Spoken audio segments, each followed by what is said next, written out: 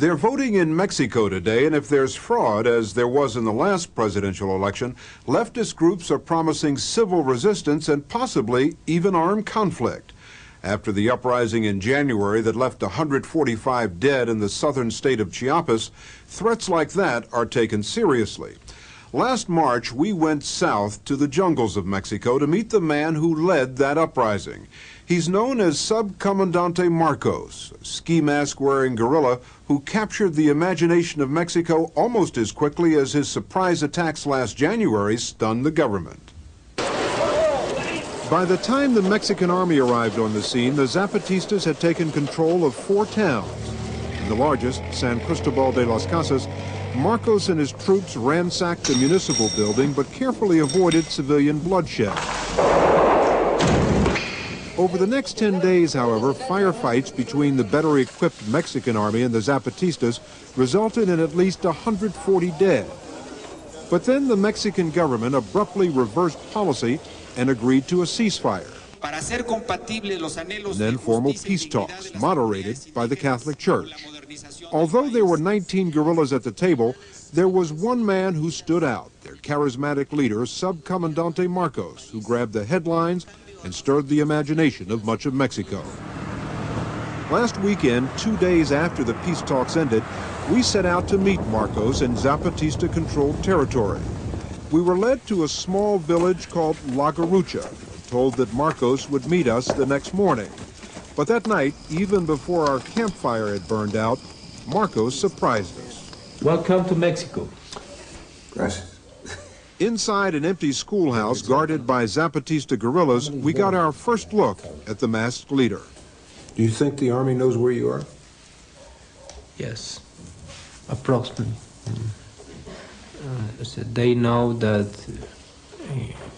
I come here, but they don't know where exactly I am. So they know the region, but not which village you're in? Yes. So tomorrow, when it's daylight, you can take us out and show us these areas and the villages? Yes, you can say it. You can see the house of these people, one room for 8 or 10 people. There are children, women, men, chicken, dogs in the same room. When they live in this condition, that's the problem. The next morning, with Zapatista escorts, we moved deeper into rebel-held territory, climbing higher in the mountains over narrow jungle trails for our meeting with Marcos. Finally, we reached a village where Marcos showed us the living conditions that helped prompt the uprising on the 1st of January. Now, people live in here? ¿Cómo está, compa? Tiene miedo. ¿Cómo está, compa? This is the kitchen. This is the bedroom. And this is the table of dinner. That's all. For 4 people? Yes. Gracias.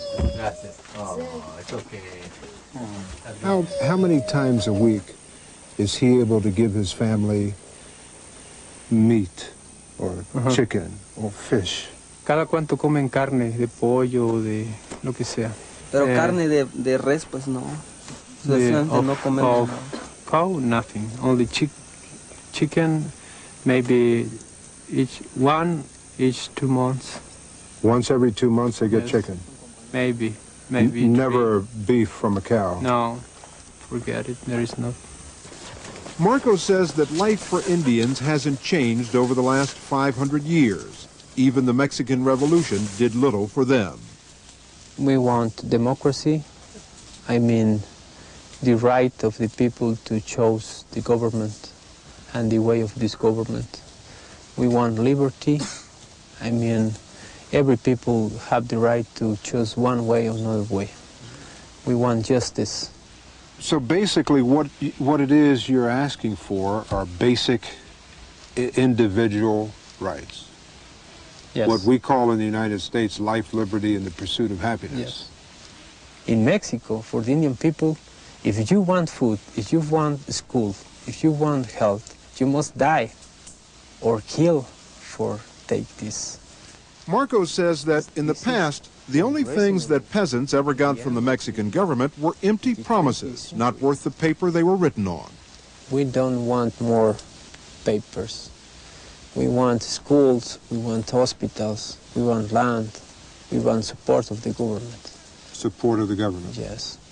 But again a paper, we don't trust in this government. It's the fact.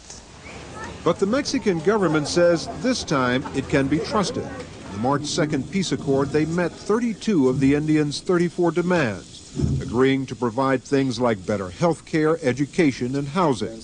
Harvard-educated Juan Enriquez was part of the government's negotiating team. Most guerrilla uprisings are put down by military force. Why did the government sit down to talk with these guys? Very quickly, we realized that this was more than a guerrilla movement, that this was a movement which had some just cause, that we weren't dealing with fanatics, and that some of these demands were legitimate. Was there a segment in the government that said, crush them militarily? Well, there's always a hard line, and there still is a hard line. We're still fighting that hard line. But I think what people have realized is that there is an important need for democratic changes in this country. There is a need for economic changes in the communities that are being left behind. Marcos believes it's the Indian people who are being left behind. That's why the Zapatistas continue to train for war against the Mexican government. They're afraid the peace accord may be just more public relations. Marcos says he's seen calculated government PR before. Last May, Mexican troops discovered a Zapatista stronghold, but after a brief skirmish, they let the guerrillas get away. Why? We think because the NAFTA. NAFTA, the North American Free Trade Agreement, was being debated in the U.S. Congress. Marcos says the Mexican government couldn't afford any bad publicity, certainly not a guerrilla war, and so they made a political decision to let the Zapatistas get away. So are you saying that the government didn't do anything because they were afraid it would jeopardize the vote in the United States on NAFTA? Yes, of course.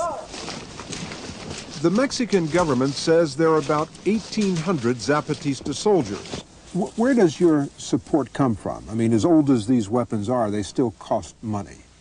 Now, the stories have been that you've been supported by Castro, that you've been supported by the Shining Path guerrillas. I mean, I've even heard stories you were supported by Ross Perot. Ojalá. Ojalá, we wish, he says, and from what we saw, the Zapatistas need more than just weapons. This is the headquarters. The headquarters. What do you do for communications? How do you communicate with soldiers who are out in the field? It's civil band. Civil band radio? CB radio? Yes, civil radio. This is it? Mm-hmm. You kidding? That's all? Mm-hmm. That's just your basic coming at your good buddy CB radio. Yes, it's the only that we have. Truck drivers and cars use these in the United States. Yes, we are a poor army. We don't have guns, we don't have ammo, we don't have richness, we don't have cars, even radios. The only we have is people that is accord with our struggle, and they support us. That is the fact, is the strength of the National Liberation Zapatist Army. Yes, where did you get you make the plans for the battle. Where did you get your training? How did you learn to do this? In the books. 10 years ago, I began to read books about Francisco Villa, Zapata, U.S. Marine Corps, Green Berets. The U.S. Marine and the Green Berets? Yes, the manuals. Their manuals? The manuals. All the manuals of the U.S. Army I know very well. So you adapted the U.S. Yes. Marine Corps training Yes. to training your men and women here in the jungle? Yes. He says he got the manuals from bookstores. Where? And where did he come from? There's not much Marcos will reveal about himself.